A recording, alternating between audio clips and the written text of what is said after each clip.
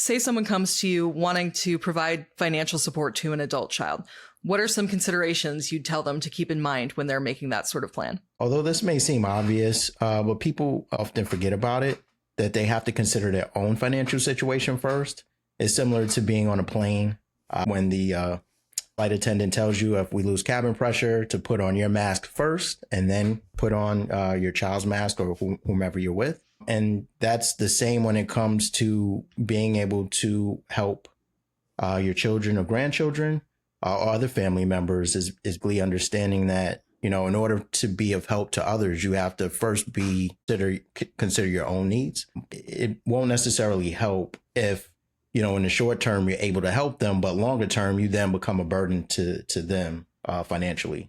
So it's a matter of, making sure that whatever assistance you can provide is within your budget or within your means. If you have a client come to you, do they often ask for help with specifics? How much can I afford to help my children? How much can I afford to leave them? That sort of thing? Yes, that happens quite often, actually, where we sit down with them, we identify what their needs are, looking at, and what we often do is what's called a cash flow projection or retirement plan, where, we make certain assumptions about the amount of income that they have currently, if they're retired, also looking at what their income is in retirement, along with, their living expense, looking at what their retirement assets are and investment portfolio is, making certain assumptions about living expense and about investment rates of return, and then projecting that out. Also making certain assumptions about inflation rates for living expenses as well.